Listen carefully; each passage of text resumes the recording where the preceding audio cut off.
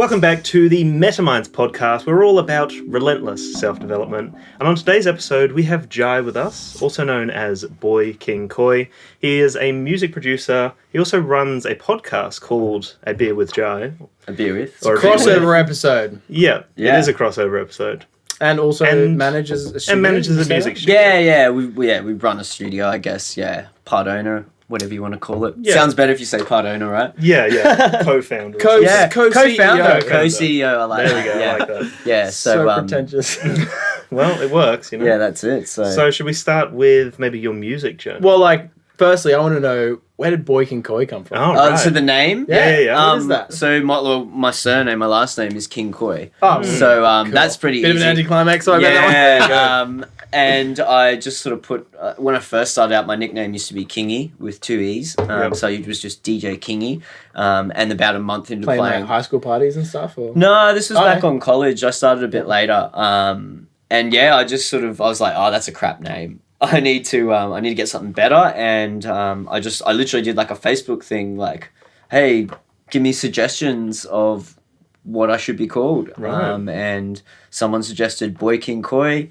It rhymes. You can spell the boy with an I, and then it's spelled the same. So that's it. Nice. That's the story. Yeah. So I suppose it's my name. So it's kind of, it's personal. No one else is going to have it. It's individual. Yeah.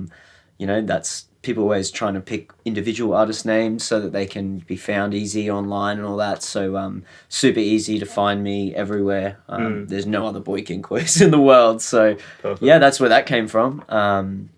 And yeah, that's the name. Yeah. And what about A Beer With podcast? Yeah. So when I came up with the idea maybe 5 years ago, and I was actually going to call it In the Industry, because I really wanted to have chats with people in the music industry, and just to get information out there for people who maybe wanted to start out and had no idea.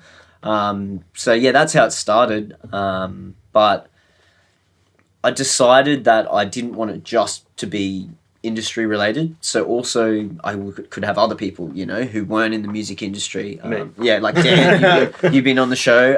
I've had a short filmmaker as well. Oh, cool. I've got a friend who was the nutritionist for the Broncos. She's going to come on the show. I also know MetaMinds? yeah Just steal your guests? yeah well, she doesn't live here anymore, so I've got to wait till she's in town. Okay. So I've also got a friend who's an audiologist. And I'm family friends with Georgia Godwin, who's like the top best gymnast in Australia. So cool. I want to have her on soon. She's just come back from world titles. So just to talk to other people. So that's why I decided on A Beer With. It's got that sort of ring to it, A Beer With, and then every episode is the name of the guest. So a beer with Dan's Tube TV, A Beer with Nomia, because you two will be on the show. So yeah, it was just, I wanted it to not be so linked into just music. And everyone loves having a beer, and I've found that it's a bit people feel more comfortable holding a beer when you're chatting. It's almost like you're holding a shield in front of you.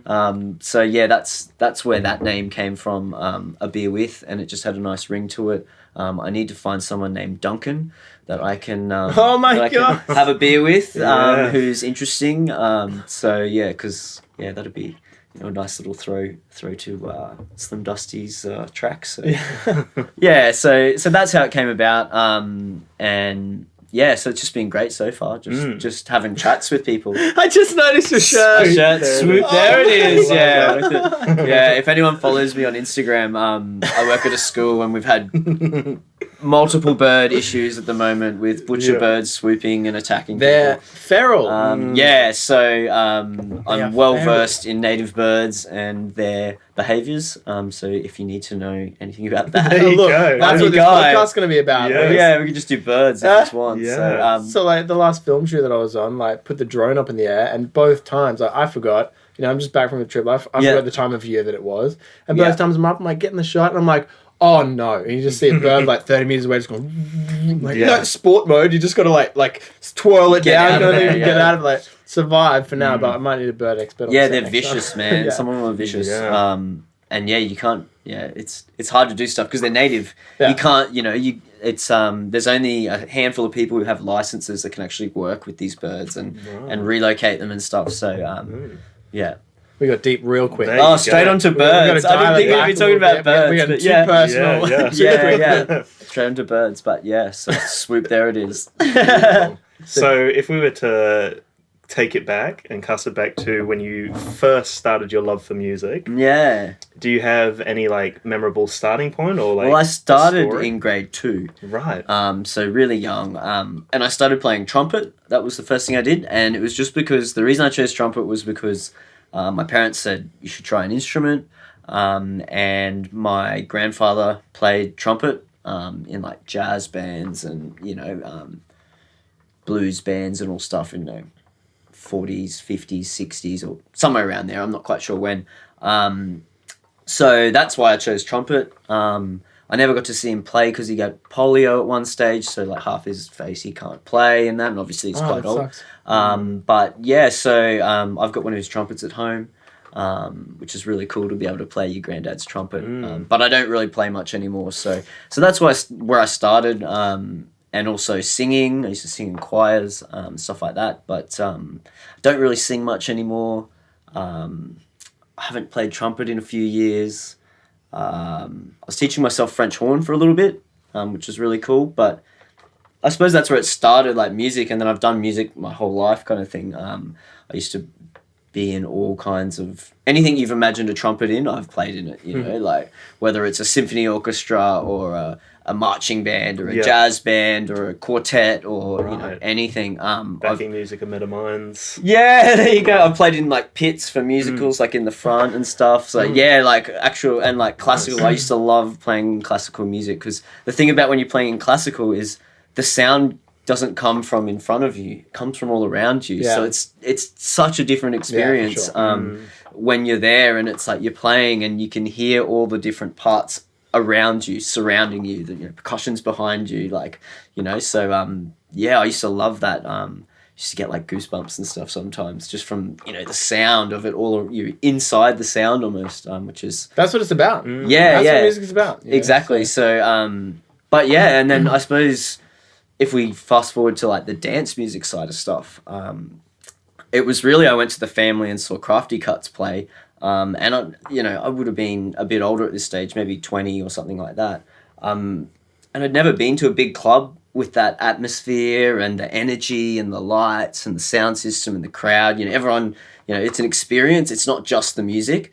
And I think that was like the moment for me when it's like it just clicked and I was like, DJing, music production, dance music, love it. So it was sort of that moment, almost that was like the moment where it sort of all clicked for me. Yeah, exactly, because I'd always loved music, but it was just a different version of what I was used to, which I sort of just locked onto and was like, this is for me. This is what I'm gonna do. I want to do music. So were you producing before that point? Or no. I mean, I played around with like Fruity Loops when I was like 12 or Didn't something. we all, mate? Yeah, exactly. A little bit of Cubase. Wish I stuck with it though. I know. Where would I be? I'd be fluing by now. A little bit of Cubase in high school because with Cubase you can convert to actual sheet music.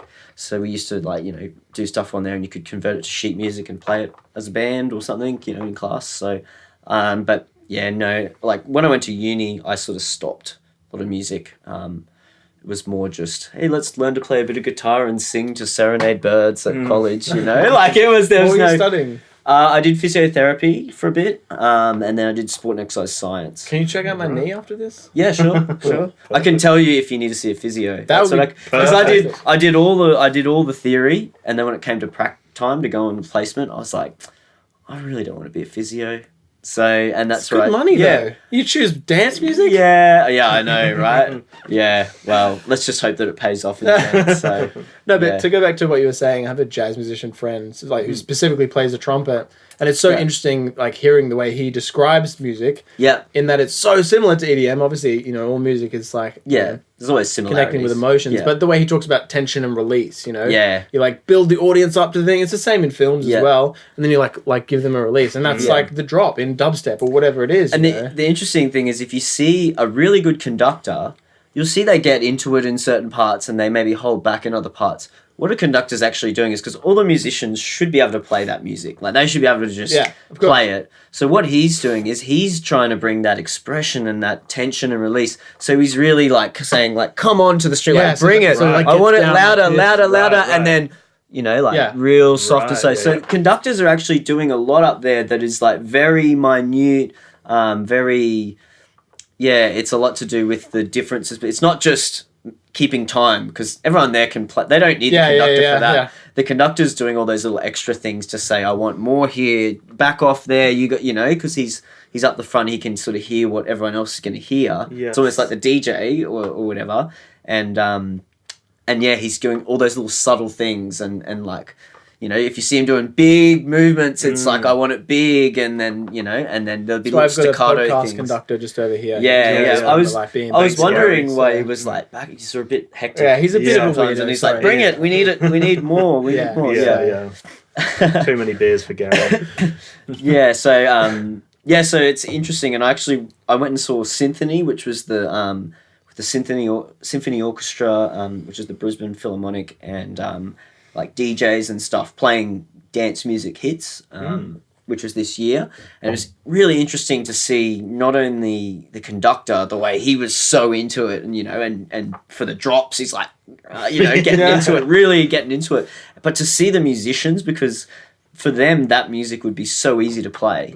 Like, they would be able to do, it's, you know, dance music is quite easy to actually play. Yeah, of course. Technically. But they were like, just into it, like seeing the strings, because it's, you know, because it's easy for them. And when you're in a symphony orchestra, the crowd's just sitting there usually, like, and at the end of the movement they clap, you know. Right. So for them, having people dancing and lights and stuff, it would have just been incredible. Like, I was almost like, I wish I was them when I was there, because I can just imagine how exciting that would have been for them, just to get that audience response. And I think that's what DJing and that gives me. Absolutely. That audience response that you do something. Well, you're conducting, straight away. You have to read the room, and like so often I used to just plan a set and then play the set and be like, I don't care, I'm playing the music, I want to play it. But then you watch people walk away from the dance floor, and you're like, no, don't go. You know, it's like you've got to conduct them. Where are you going? Come back. Like feel their emotions and bring them back up and down and that kind of thing. Yeah. Some people just straight bangers for an hour, and now you walk in and you walk back out again. I suppose it depends when you're playing and what you do. Yeah, if you're big enough, you can play whatever you want. And people are going to be like, they'll love it. But I think, you know, that's the whole skill of DJing, isn't it? Being able to read a crowd and, you know, I think they'll like this next, or that didn't go too well. Maybe I need to try something that's a bit less heavy and a bit more groovy, or, you know, like that's what it is really. It's not just about introducing them to new music. It's not just about playing the music they like or know. It's about playing the right music for the moment. So you're actually just a philosopher, like standing on the stage. It sounds like a lot of ego management. Like if you've got to put aside your agenda, like if you had, like you said, with a set, and you're like, no, it has to be this way. Yeah, like identify with playing those tunes. Like I just played Prohibition for the first time, an open set last week, and like I came with options, because that's what you got to do. You got to come with options. And I was supporting a big artist, Will Clark, who's Dirty Bird, you know, part of the Dirty Bird label, and they play weird, like abstract house music. People call it like the research and development department for house music, because it's like it's really out there. Like some of it, you play it to a normal house music person, and they're like, "Whoa, this is pretty crazy!" Like, so I had that stuff ready, but I also had, you know, the chilled stuff, and then like, you know, the popular sort of stuff. And so when I got there, they were sort of like, "Oh, just." You don't have to play any of the stuff that's his genre. Just get the crowd going in the dance floor. And luckily, I had planned for both. Otherwise, I would have got there and gone, I've only got weird abstract music that that label, you know, has. Yeah. But yeah, I came with options, and I just played to the floor, and that one worked well. I know some similar stuff. So once you figure out what a crowd likes, it becomes pretty easy, because you're like, they'll like this. I know they'll like this. And there's little tips and tricks and techniques. Look at how old people are. You can look at their heads bobbing into things. There's little things to look for. Psychology. Exactly. So yeah, you've got to be aware of those things, and you've got to be ready to switch it up. Right. Yeah. Someone once told me you always got to have 3 options after every song. you know, whatever they are. Big call. Yeah. Well, you got to have 3 options: heavy, chilled, Yeah. and maybe the same. Yeah. Whatever. And with all of that being said, though, at the same time, like, you maybe have to read the crowd, but you're never going to please everyone. No, you also you have to be can't. aware that, like, You can't. you've got to mix it up, like you said, and have 3 ready That's it. just in case. And it's always the classic of someone comes up and goes, "No one likes this song. Right. Put something good on." And you're like, "What about all these people Yeah. that are dancing and going woo?" Like, Yeah. Or- so it's I'm the DJ, mate. So, yeah. so Jai, you produce a lot of content. You have podcasts. You have a music studio. Trying to. You have a full-time job. No, you're crushing it. Yeah, thanks, man. What is it like? You wake up in the morning. What is it that makes you jump out of bed and go, "Yes, today"? Yeah. What is that? I think it's all of it. It's because what I've found over the years is I've got so many interests and like so diverse, like The hardest thing. nutrition and science and technology, music, podcasting. I love sport. So I think over the years I've sort of narrowed it down to a few things that I really love. And so when I wake up every day, I know that I'm going to get to do at least one of those, whether it's recording a podcast, coming on a podcast with you guys, editing, promoting a podcast, DJing or music production. I mean, I even like working at the school. I work at a school, being able to I work in sort of more the facility side. So it's great to be able to, you know, project manage something and then see the kids using it. You know, like to actually know you've made a little bit of, like, see them happy and smiling and having fun on a piece of play equipment, for example. And just those little things, you know, they excite me. But I always try and find something in every day that I can look forward to.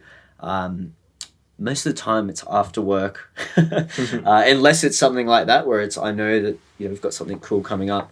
But yeah, like most days I'll work on some music, or you know, doing something in terms of the podcast, whether it's reaching out to guests, promoting things, planning future things, editing. As you guys know, there's so much to do. Yeah. So I'm always trying to sort of push that, and because that's sort of the newest thing for me, I'm pretty excited about it. You know, it's been about 6 months now, so just really trying to push that. So to dive a little bit deeper, like you mentioned all these things that Yeah. you like doing, but like what specifically about those things like gives you that really excited, like, yes, I love doing that thing. I think it's creating and being creative, because I realized a while ago that that's something that I really enjoy, is the creative sort of side of things. And like something I've noticed with I think it all comes down to bringing and introducing good music to people, because music is such a big part of my life. So whether it's me DJing, whether it's me making my own music, which I think is great, and saying, check this out, or whether it's having guests in who do music and saying, hey, you may not know this person. I'm going to sit down with them for an hour and a half. We're going to have a chat. You're going to know them really well by the end. You'll know their musical, you know, sort of journey. You'll know their kind of music, their processes, maybe some weird stuff about them that you wouldn't have expected. And so it's bringing sort of, you know, introducing people to a new artist even. So yeah, I think I've been thinking about that recently. I'm like, what is it about all these things that I really love? And I think it always comes back to music, but it's also about sharing things, I think. So it's not always music. Yeah, sharing ideas and sharing information and helping people. I think that's something that I love doing, because I've realized I've got a lot of help over the years, you know. So I think it's good to give back. You always learn stuff when you help other people. It's just good karma, right? Yeah. So, yeah. Well, that opens up a whole nother can of worms then, doesn't it? Yeah, Saying that exactly. word. Yeah, karma. Yeah. For sure. I'm really curious then about, you and I spoke about positivity. Yes. Right at the end of Love the podcast. It. Yes. So, like, we spoke a little bit about how that came into your life. Yeah. But is there anything else that you've noticed within, like, maybe the shift in your mind that helped you align with developing and relentlessly self-developing? Because you are doing so many things. Yeah. And you are trying to improve by the sounds of it. Yeah, well, it's, you know, like we spoke about in our podcast, it's about that choice to be positive first. I think that's important. And I say that coming from someone who's had a pretty good life, you know, like as we spoke about in the podcast, we said, you know, a lot of people go through some really terrible things in their life and it's hard to be positive, but you can always choose to reframe things. You know, you can you know, Noi, who I had just had on the podcast, said, you know, maybe you don't get that gig that you wanted to get or whatever, but you can reframe it and go, oh, that means I can do another 4 hours in the studio, you know, and really finish this track that I'm working on. So, yeah, positivity, I think, I don't know, it's something I worked in heaps, and some people, you know, as you probably know, people get annoyed at you being so positive all the time. Dude. Yeah. People don't like it. No. But it is... Why are you so happy? Yeah. But, like, you know, it comes down to being grateful. I know I've got it really good, especially in Australia. It's really good. And it all sort of came from going to the World Scholar Athlete Games, which, you know, I was sitting next to people from third world countries who were there, and they were just talking about how great this place was, just because of what it had, you know, like the basics and stuff it had. So I think that gratefulness, and just, I don't know, it's just, I think because I've been doing it for so long now, a couple of years, it's just a habit to think of the positive and find the positive and the good in things. It's so powerful, I think. And it's something that I do all the time, and like people say, I'm saying, oh, how are you? And they're like, oh, okay. And I always say, just okay, not great. So when someone says to me, oh, I'm great, or I'm doing really well or something, I always go, yes, I love that. That's great, yeah. Yeah, I always sort of connect and go, yes, I love that that you said that. See, but because a lot of it is almost automated responses, like, you know, even when I'm tired, for example, I'm like, yeah, well, good, yeah, whatever. Yeah. You just kind of brush a question off, like something I'm really trying to do recently, because a lot of people are just in that mode, not for any fault of their own or whatever. Yeah. Is like when they say, how are you? You say, I'm fantastic, man. I'm doing all these things. It's awesome. Yeah. You look really well. Like, how are you doing? You know? Yeah. Because that kind of leads them into that as well. Yeah. And they go, oh, yeah, I am feed doing off pretty it a well. bit, And yeah. I'm really liking this thing that I'm doing, you know? It's like, Yeah. rather than you just being like, I'm doing great. How about you? And like, whatever. Like, Yeah, Yeah. because it's about noticing the great things in your life as well, and that's the biggest thing I think with positivity is you actually notice the really like cool or positive good things that are happening, whereas before you maybe wouldn't have even noticed them because you're not in that mind frame, you know. Yeah, For sure, man. So it's which like takes hard work. Like, yeah, exactly. But then you go, oh, actually, that's really cool that I can do that every week, or you know, that's really cool that I can go to the gym, or that's really cool I've got a friend who will help me out if I'm in need, or I can talk to. Like, you take all these things for granted, but then when you're being positive, I think you sort of notice them a bit more because you're in that mindset.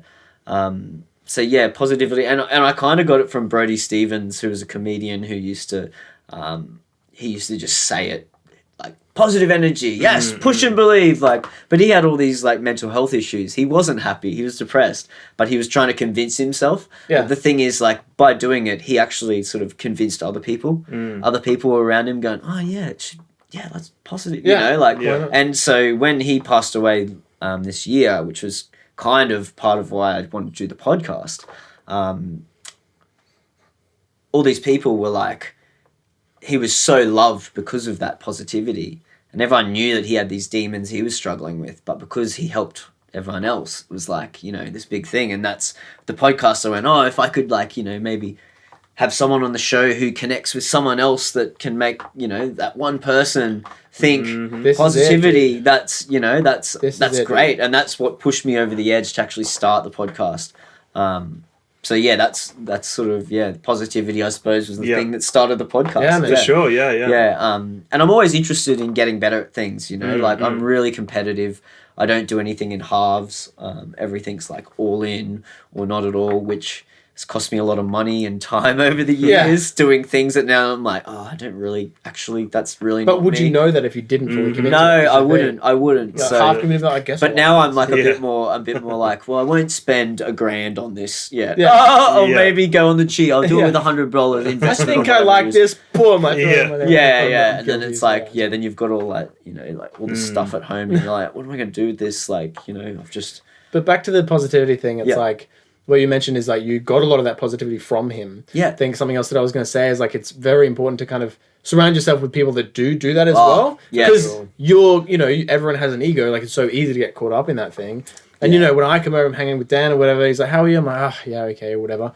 And or you know something, but then he points out the positive in the thing. Yeah. And that because you remember that you're trying to do the thing as well, you're like, yeah, you are. And that's You another need to be looking reason at that, like, why podcasts are so great is because, like, as you guys would know, you get to surround yourself with other motivated, positive, like-minded people, which, I mean, that's it's almost such a cliche saying now because everyone says it, surround yourself with positive, motivated, like-minded people. Yeah. It's so true. And like, as you guys would know, it's so great to do that every week with people, like you do a podcast with someone, they go, oh, that was awesome. That was so great to talk about these things. And then you go, yeah, I get to do it every week. Yeah. So they're like, That's it, man. damn you, that's so great. Yeah. So yeah, It's literally conditioning your mind, because if you're attuned to the positives in the world, then your mind's going to, kind of be focused on the positives, because that's what you're surrounding yourself with. But there was like a time for me early on where I had a few negative people around me, and I found myself getting pulled down to that kind of negative mindset. Guilty. Yeah, and it was this guy. It was literally just this guy.